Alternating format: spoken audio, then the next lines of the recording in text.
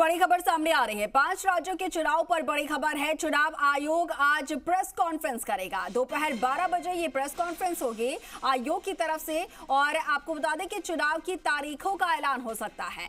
मध्य प्रदेश, छत्तीसगढ़, राजस्थान, तेलंगाना और मिजोरम में विधानसभा चुनाव हो रहे हैं। ये बड़ी खबर आपको बता रही हैं। आज चुनाव आयोग की तरफ से प्रेस कॉन्फ्रेंस होगी।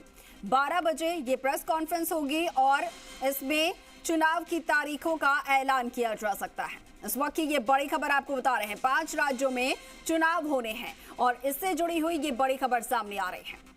आज चुनाव आयोग की तरफ से प्रेस कॉन्फ्रेंस की जानी है और सहयोगी निजाम कंटालिया हमारे साथ लाइव जुड़ रहे हैं, सीधा उनका रुख कर रही हैं। निजाम, आज चुनाव आयोग की तरफ से प्रेस कॉन्फ्रेंस की जानी, बताया जा रहा है 12 बजे करीब प्रेस कॉन्फ्रेंस होगी और चुनाव तारीखों का ऐलान किया जा सकता है। बिल्कुल, देखिए अंकुर, जिस तरीके से इंतजार किया जा रहा था कि चुनाव आयोग जो है कभी भी प्रेस वार्ता करे और आचार संहिता की घोषणा करे, तो आज संभवतः यह कह सकते हैं दोपहर 12 बजे जो है रंग भवन जो ऑडिटोरियम है आकाशवाणी का, वहां पर ये प्रेस कॉन्फ्रेंस बुलाई गई है जिसमें सभी को मीडिया को आमंत्रित किया गया है। और चुनाव आयोग जो है आज निस्संदेह ये 5 राज्यों में विधानसभा चुनाव जहां होने जा रहे हैं वहां के लिए आचार संहिता के साथ ही चुनाव की तारीखों की घोषणा कर सकता है। जैसा कि जो संभावनाएं जताई जा रही हैं कि 5 से लेकर 15 दिसंबर के बीच जो है ये अलग अलग चुनाव हो सकते हैं, 4 चरणों में चुनाव हो सकते हैं। फिलहाल ये सभी संभावनाएं हैं, लेकिन चुनाव आयोग की जिस प्रेस कॉन्फ्रेंस का इंतजार किया जा रहा था वो आज दोपहर 12 बजे आकाशवाणी के ऑडिटोरियम में आमंत्रित की गई है। और साथ ही देखिए कि आचार संहिता की घोषणा भी आज कर दी जाएगी, यानी कि जो सभी नेता हैं, जनप्रतिनिधि हैं, जिनके पास जो सरकारी सुविधाएं हैं उनको वो सुविधाएं सभी जगह से आज ही जो है उनको वो सुविधाओं से अलग होना होगा। उनको अपनी सारी जो कह सकते हैं कि आचार संहिता लगने के साथ ही जो भी सरकारी पद पर बैठे हैं, जिस तरीके से सरकारी सुविधाएं हो चाहे वो सभी चीजें आज से अलग हो जाएगी। ये बेहद महत्वपूर्ण है जिसका इंतजार किया जा रहा था। और पिछली बार अगर आप देखें तो अलग अलग राज्यों की बात करें तो जिस तरीके से पिछली बार ये 6 तारीख को लगी थी, लेकिन इस बार आज 8 तारीख जो कह सकते हैं, माफ कीजिए 9 तारीख को आज है दोपहर 12 बजे जो है आचार संहिता लगने की पूरी संभावना है और आज इसीलिए प्रेस कॉन्फ्रेंस भी बुलाई जा रही है। जी अच्छा निजाम, जिस तरीके से लगातार ये बात सामने आ रही है, 5 राज्यों में देखिए चुनाव है, तो क्या ऐसे में ऐसा हो सकता है कि 5 राज्यों के चुनाव की तारीख का आज ही ऐलान कर दिया जाए, या फिर ऐसा हो सकता है कि कुछ राज्यों की तारीखों का ऐलान आज हो और फिर उसके बाद कुछ राज्यों का ऐलान बाद में किया जाए, ऐसा हो सकता है, या फिर एक ही साथ सभी राज्यों की जो तारीख है वो सामने आ जाएंगे? देखिए, अब तक जो स्थितियां रही, सभी की भौगोलिक जो स्थितियां होती है, राज्यों की जो भौगोलिक स्थितियां होती है उसके अनुसार जो है चुनाव तारीखों के तय की जाती है। कई जगह ऐसी हैं जहां अगर बात करें, मिजोरम बहुत छोटा राज्य है, लेकिन वहां पर भी अगर देखें तो कई बार ऐसा हुआ कि वहाँ 2 बार 2 चरणों में चुनाव हुए। लेकिन राजस्थान के लिए हमेशा ही आप देखेंगे कि अभी तक जितने भी विधानसभा चुनाव हुए एक ही चरण में से कंप्लीट हुए। यहाँ तक कि सबसे ज्यादा अगर कहें, सबसे बड़ा क्षेत्र होने के बावजूद, सबसे ज्यादा बूथ होने के बावजूद, ये अगर सारी कहें तो चुनाव आयोग हमेशा ही एक चरण में मतदान कराता। दूसरी तरफ आप देखेंगे मध्य प्रदेश हो चाहे छत्तीसगढ़ हो, इन राज्यों में पहले जो अगर देखें तो वो अलग अलग चुनाव की तारीखें रहे, लेकिन इस बार मध्य प्रदेश में भी माना जा रहा है कि 2 तारीखों में ये चुनाव का ऐलान हो सकता है। लेकिन फिलहाल तो हम इंतजार करेंगे, क्योंकि राजस्थान को ये संभावित माना जाता है कि वह हमेशा ही 1 तारीख पे, यानी कि एक ही चरण में चुनाव होता है। तो इस बार भी यही संभावना है कि राजस्थान में जो है एक ही चरण में ये सभी चुनाव हो। और जो अभी संभावनाएं जताई जा रही है, चूंकि देखिए आप देखिए राजस्थान चुनाव को तो 6 दिसंबर से लेकर 15 दिसंबर के बीच में ये चुनाव हो सकता है। और संभवतः जो तारीख की बात करे जा रही है 10 दिसंबर, जो अभी संभावित रूप से ज्यादा चर्चा में जो तारीखें हैं वो 10 दिसंबर है, जब एक ही चरण में राजस्थान में चुनाव हो सकता है। फिलहाल हम इंतजार कर रहे हैं आज दोपहर की 12 बजे की जो चुनाव आयोग की प्रेस कॉन्फ्रेंस है उसका, जब ये तारीखों की घोषणा के साथ ही कितने चरण में चुनाव होंगे, क्या होंगे, ये सारी स्थिति जो है हमारे सामने आ जाएगी। बिल्कुल बिल्कुल, तो ये सारी स्थितियां जो है वो क्लियर हो जाएंगी कि आखिर किस किस राज्य में कितने चरण में चुनाव होंगे, क्या कुछ तारीख होगी। अच्छा, इसके साथ ही निजाम, क्योंकि देखिए जैसे ही चुनाव तारीखों का ऐलान होगा उसी के साथ जो है आचार संहिता भी लागू हो जाएगी। आचार संहिता लागू होने के बाद में फिर क्या कुछ यहाँ पर जो है बदलाव देखने को मिलेंगे प्रदेश में? क्या कुछ चीजें वर्जित हो जाएंगी और फिर उसके बाद प्रशासन जो है वो पूरी तरीके से कैसे पावर में यहाँ पर आने वाला है?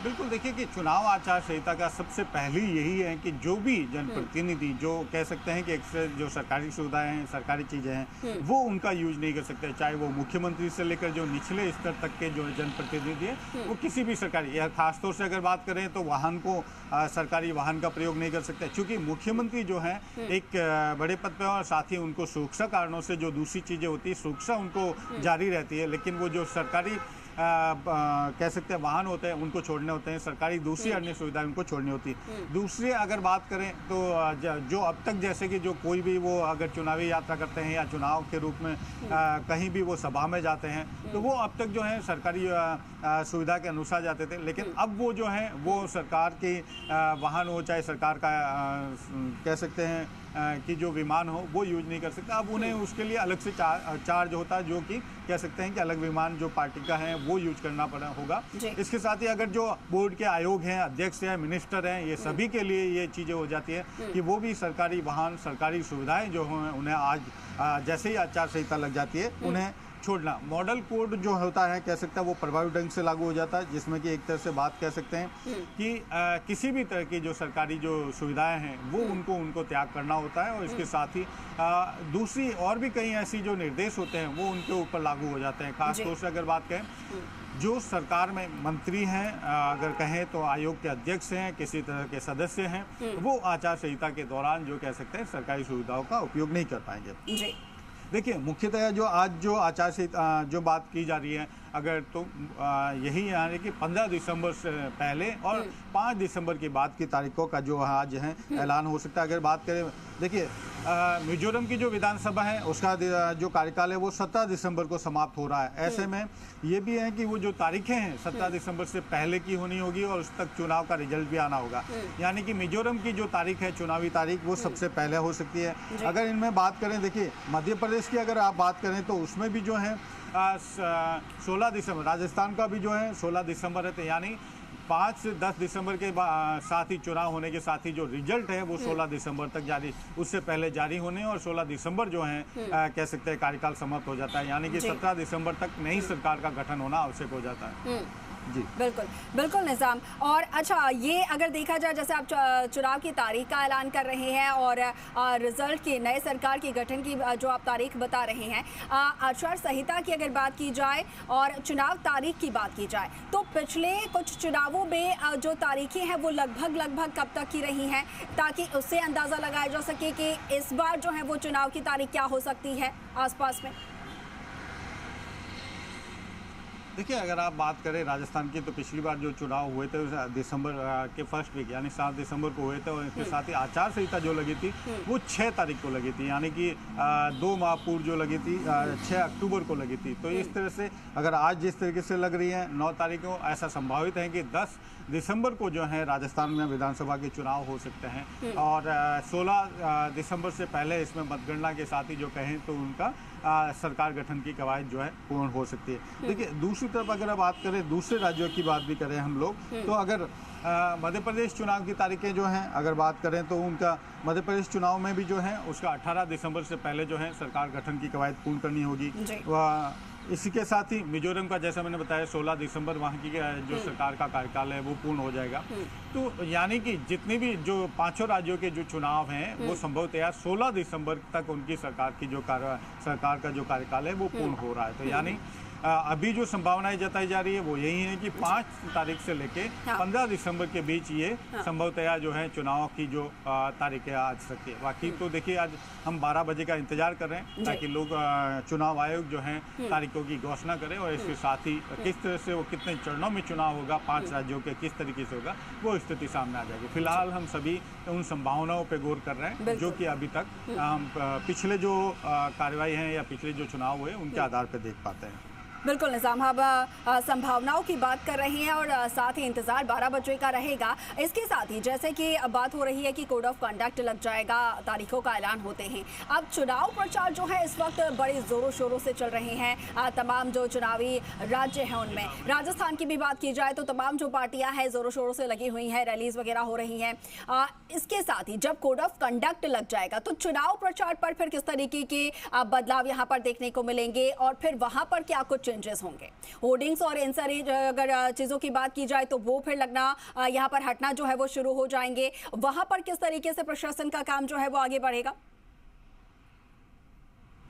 बिल्कुल, अब देखिए अगर कहें तो सरकारी मशीनरी का जो खासतौर से चाहे शहरी हो चाहे ग्रामीण हो, वो सभी जो या कह सकते हैं सरकार की ओर से जो सरकारी योजनाओं की जो कह सकते हैं प्रस्तुतिकरण करता हो, वो हटा दिए जाएंगे अगर कहें किसी तरह से। दूसरा, इसके साथ ही अगर सरकार के द्वारा जो अभी तक घोषणाएं की जा रही थी, वो मुख्य रूप से उन घोषणाओं पर पूरी तरह से रोक लग जाएगी। अब किसी भी तरह की जो लोक लुभावन जो घोषणाएं हैं वो सरकार नहीं कर पाएगी आचार संहिता लगने के साथ ही। अगर बात करें किसी भी तरह से सरकारी मशीनरी जो है उसका उपयोग जो है अब नहीं किया जा सकता है, चाहे वो सभा हो, चाहे रैली हो, चाहे किसी भी हो, वहाँ पे सरकारी अधिकारी, सरकारी कर्मचारी वहाँ नहीं जा पाएंगे, ना ही उसमें शामिल हो पाएंगे। किसी भी तरह की रैली, सभा, बैठक जो कि चुनाव को से संबंधित है उसको वो अब पूरी तरह से पार्टी आधारित हो जाएगी, न कि सरकार आधारित। और ये दोनों कह सकते हैं जो विपक्ष में हैं चाहे पक्ष में हैं, वो किसी तरह से उसमें सरकारी वाहन, सरकारी अधिकारी किसी तरह से उसके नहीं होंगे। राजनीतिक दलों जो कह सकते हैं कि इस मामले में सबसे महत्वपूर्ण जो बात आ जाती है कोड ऑफ कंडक्ट का, यानी कि आचार संहिता का, वो है कि किसी तरह से जाति, धर्म, वो क्षेत्र को लेकर जो संबंधित मुद्दे हैं उनको लेकर किसी तरह की बयानबाजी नहीं की जा सकेगी। बयान पे पूरी तरह से जो है एक सीमा तय हो जाती है। इसके साथ ही अगर बात करें धन बल और बाहुबल का प्रयोग जो है इस तरह से इस आचार संहिता के दौरान जो है पूरी तरह से प्रतिबंधित हो जाता है। किसी भी तरीके से कोई भी दल, कोई भी राजनीतिक दल हो या चाहे कोई राजनीतिक व्यक्ति हो, किसी भी तरह से चुनाव को प्रभावित करने के लिए अगर किसी तरीके का लोक लुभावन या किसी तरीके का पैसा देने का, धन बल का या दबाव का, वो नहीं कर सकता। और इसमें जो चुनाव आयोग सख्त कार्य। तीसरी सबसे महत्वपूर्ण बात जो है आचार संहिता के बाद, वैसे तो देखिए प्रशासनिक अमला बेहद कह सकते हैं आचार संहिता में प्रशासनिक अमला जो है वो एक तरह से चुनाव आयोग के अधीन आ जाता है। चुनाव आयोग के जो अधिकारी राज्य चुनाव अधिकारी हो, केंद्रीय चुनाव आयोग के जो ऑब्जर्वर है, उनकी बेहद जिम्मेदारी बढ़ जाती है और उनके अधीन जो कह सकते हैं पूरा राज्य आ जाता है। कहीं भी जो अधिकारी हैं, चाहे सरकारी अधिकारी, कर्मचारी जो अलग किसी तरह से कार्रवाई करते हैं, उन पे बेहद सख्त कार्रवाई जो है आयोग की तरफ से की जाती है। तो ये कुछ चीज़ें हैं जो नियमावली भी हैं वो लागू हो जाती है। और साथ ही जब तक ये आचार संहिता मतदान होने के बाद जब परिणाम जारी होता है उसके साथ ही ये समाप्त होता है। जी जी। अच्छा निज़ाम, यहाँ पर बात हो रही कोड ऑफ कंडक्ट की, तो जैसा कि आपने बताया है कि किन किन चीज़ों का यहाँ पर ध्यान रखना होता है और क्या कुछ बदलाव होते हैं। साथ ही अगर कोड ऑफ कंडक्ट का, आचार संहिता का उल्लंघन होता है, अगर कोई उल्लंघन करता है तो फिर कौन से सेक्शन के तहत, पहले तो मैं आपसे जानना चाहूँगी कौन से सेक्शन के तहत कोड ऑफ कंडक्ट लगती है, और अगर उल्लंघन होता है तो फिर किस तरीके की कार्रवाई उन पर की जा सकती है? देखिए जो चुनाव आचार संहिता का सबसे महत्वपूर्ण बात है कि इसकी अलग अलग चीज़ें कई हैं जिनमें अलग अलग कह सकते हैं सजाएं हैं, कुछ अलग जैसे जो नॉर्मल कानून जो बने हैं उनके तहत होते हैं। लेकिन मुख्य रूप से अगर बात करें किसी प्राथमिक स्तर पर जब भी किसी सरकारी या 3 तरह की ये चीज़ें होती है, जिसमें पहली जो है वो सरकारी अधिकारी और कर्मचारी जो कि सीधे चुनाव आयोग के अधीन आ जाते हैं। उसमें अगर किसी भी अधिकारी या कर्मचारी की लापरवाही होती है तो वो चुनाव आयोग सीधे उसको उस जगह से हटा सकता है। इसके अलावा उसके खिलाफ जो विभागीय कार्रवाई के लिए कह सकता है। इसके साथ ही चुनाव आयोग उसके सख्त होता है और कई मामले गंभीर होते हैं तो सीधा सरकार उसको माफ़ कीजिएगा, चुनाव आयोग उसको निलंबित कर सकता है, सस्पेंड कर सकता है और कई चीज़ें उनके खिलाफ आगे भी भविष्य में कार्रवाई हो सकती है। दूसरी तरीके से आती है जनप्रतिनिधि के। तो जनप्रतिनिधि अगर किसी तरह का इस मामले में जो कोड ऑफ कंडक्ट होते हैं वो अलग अलग हैं। तो बहुत सारे जो कह सकते हैं धाराएं हैं अलग अलग, जो का सीआरपीसी और आईपीसी जो अलग अलग है उनके साथ वो लागू होते हैं। और जो भी कह सकते हैं जैसे कि धनबल का है या चाहे किसी तरह से पैसे का मामला हो चाहे या बयानबाजी का मामला, तो अलग अलग जो कि पहले से सीआरपीसी के प्रावधान है, आईपीसी के प्रावधान है, उनके तहत ही उनको उनके खिलाफ मुकदमे दर्ज होते हैं। लेकिन उसमें मुकदमा दर्ज कराने वाला जो है वो स्थानीय प्रशासन होता है। और साथ ही चुनाव आयोग की ओर से, क्योंकि जो चाहे कलेक्टर हो चाहे वो नीचे स्तर के जो चाहे एक कह सकते हैं सदस्य सचिव हो या सचिव हो ग्राम स्तर पे, वो भी चूंकि उसके अधिकार में आ जाते हैं तो उन सभी की जिम्मेदारी हो जाती है कि उनके क्षेत्र में हुए किसी भी आचार संहिता के उल्लंघन पर उनकी तरफ से मुकदमा दर्ज होता है। और फिर उसके बाद काफी आपको एक छोटा सा उदाहरण देना चाहूंगा कि मान लीजिए किसी के गाड़ी, जब इस दौरान चुनाव आयोग जो है कई वाहनों को कह सकते हैं उनको अपने साथ जोड़ता है। जो निजी बस ट्रैवल्स है या निजी वाहन होते हैं जो कि टैक्सी परमिट होते हैं या किसी तरह से, तो उनकी ड्यूटी लगाता है। और मान लीजिए कोई व्यक्ति ऐसा है जो कि उस वाहन को मतलब कि उस चुनाव ड्यूटी के दौरान नहीं लाता, वो सोचता है कि इसका क्या हो जाएगा, उसको बहुत बड़ा भुगतान करना पड़ता है। यहाँ तक कि कई बार ऐसी स्थितियां भी आ जाती है कि उनको अपने वाहन छुड़ाने के लिए उससे अपनी वाहन की कीमत की आधी राशि तक जमा करानी पड़ सकती है। तो ये बहुत मुश्किलात आती है। एक तरीका होता है, जैसे कोई वाहन ही हो और उसकी ड्यूटी, जैसे किसी टीचर की ड्यूटी लग जाती है, जैसे किसी अधिकांश टीचरों की ड्यूटी लगती है, किसी सरकारी कार्मिकों की ड्यूटी लगती है, और अगर वो उनको अगर जब तक जो कह सकते हैं मजिस्ट्रेट की ओर से उस जो चुनाव आयोग की ओर से उनको छुट्टी नहीं मिल जाती या वहाँ से उनको रिलीव नहीं हो जाता, तब तक वो अगर वो ड्यूटी पे नहीं जाते तो उन पर सख्त कार्रवाई होती है। बहुत मुश्किलात होती है। जैसा कि मैंने बताया, एक छोटा सा वाहन अगर 4 व्हीलर जो अगर कह सकते हैं आबद्ध करता है, अगर चुनाव आयोग आबद्ध करता है कि चुनावी ड्यूटी लगाता है 5 दिन के लिए या चुनाव के दिन, और वो उस दिन हाजिर नहीं होता है तो उसके खिलाफ बाद में उनके ऊपर बहुत ज़्यादा आर्थिक रूप से दंड लगता है, जो काफ़ी मुश्किलात हो जाती है। तो आचार चुनाव जो कह सकते हैं, आज आचार संहिता अगर संभवतः 12 बजे लगने के साथ ही आचार संहिता के तहत कई सारी चीज़ें जो हैं आबद्ध होती है। आबद्ध यानी कि उन पे एक सीमा के तहत प्रतिबद्धता होती है कि यही सीमा है जिसके आगे आप नहीं जा सकते। यही सीमा कई लोगों के साथ जुड़ी, जनप्रतिनिधियों के साथ भी है, जनता के साथ भी है। केवल जनता के साथ ये है कि चुनाव आयोग केवल आह्वान कर सकता है, उन्हें प्रोत्साहित कर सकता है, लेकिन उन्हें चूंकि दबाव नहीं बना सकता। लेकिन ये सभी चीजें हैं जो चुनाव आचार संहिता के साथ शुरू हो जाती है। मुख्य तौर से यही कि सरकारी मशीनरी का दुरुपयोग नहीं किया जा सकता। सरकारी मशीनरी पूरी तरीके से जो है एक निर्बाध रूप से, एक कह सकते हैं निर्गुट होकर किसी भी पक्ष या विपक्ष या किसी तरह से वो किसी का पक्षकार नहीं बन सकता, और केवल चुनाव आयोग की तरह, चुनाव आयोग के एक कह सकते हैं चुनाव आयोग के कर्मचारी की तरह वो काम करते हैं। सरकार यानी कि केंद्र के अधीन, ये मान लीजिए केंद्र चुनाव आयोग के अधीन वो काम करता है। तो ये एक सारा प्रोसीजर है आचार संहिता का जो कि लागू होता है। बिल्कुल।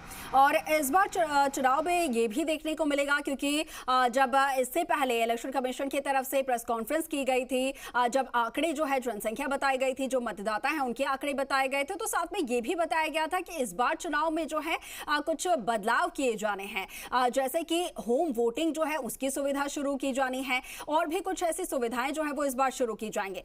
उसको देखते हुए चुनाव अधिकारियों की तरफ से और जिन्हें चुनाव को लेकर जिम्मेदारी जिन अधिकारियों को सौंपे गए हैं, अब उनके रोल्स जो है वो आगे किस तरीके से और ज्यादा यहां पर बढ़ने वाले हैं, और उन्हें अब किस तरीके से अलर्ट रहना पड़ेगा। देखिए, बिल्कुल ये सभी के साथ, जैसे कि मैंने बताया कि आचार संहिता जो है सभी के साथ लागू हो जाती है। यानी कि कई मायनों अगर देखा जाए अंकुर, तो आचार संहिता के साथ एक बात ये भी है कि जो केवल जो कह सकते हैं मतदाता की न केवल संख्या बताई जाएगी, बल्कि सभी क्षेत्रवार, सभी जो कई ऐसे आंकड़े भी जारी करता है चुनाव आयोग की किस तरीके से कितने महिला मतदाता हैं, कितने युवा मतदाता जो नए जुड़े हैं इन 5 सालों में, इसके साथ ही कितने मतदाताओं ने पिछली बार मतदान का प्रयोग किया है, कितने बुजुर्ग मतदाता है, किस तरीके से सबसे ज़्यादा बुजुर्ग मतदाता कहाँ, सबसे उम्र वाले मतदाता कहाँ पे ज़्यादा हैं, किस क्षेत्र में जो है युवा मतदाता जाता है, ये सभी एक तरह से वो जो स्टैटिस्टिक्स होता है वो भी जारी करता है। साथ में ये भी जारी किया जाता है। देखिए, अगर आप चुनाव आयोग की वेबसाइट पे जाए तो वो प्रति चुनाव, हर चुनाव के बाद भी आंकड़े जारी करता है, लेकिन जो आज आचार संहिता है उसके साथ ही वो मुख्य तौर से आज जो है चुनाव की तारीख की घोषणा करते हैं, कितने चरण में चुनाव होंगे उसकी घोषणा की जाती है। इसके साथ ही मुख्य रूप से कितने जो मतदाता है, महिला मतदाता, पुरुष मतदाता, नवा जो युवा मतदाता है, कितने जुड़े नए मतदाता है उनकी संख्या बताता है, साथ ही बुजुर्ग मतदाताओं की संख्या बताता है, शहरी और ग्रामीण मतदाताओं की संख्या बताता है। इसी तरीके से अलग अलग जो कह सकते हैं क्षेत्र की जो जनसंख्या जो मतदाता है वो जारी करता है। बिल्कुल बिल्कुल। तो निजाम इंतजार रहेगा 12 बजे का, जब चुनाव आयोग की तरफ से प्रेस कॉन्फ्रेंस की जाएगी, और जिसका इंतजार काफी समय से किया जा रहा था कि आचार संहिता कब से लगने वाली है, चुनाव की तारीख क्या कुछ होंगे, वो सभी सवालों के जवाब मिल जाएंगे। ठीक है निजाम, बहुत शुक्रिया आपका हमारे साथ जुड़ने के लिए, तमाम विस्तृत जानकारी के लिए।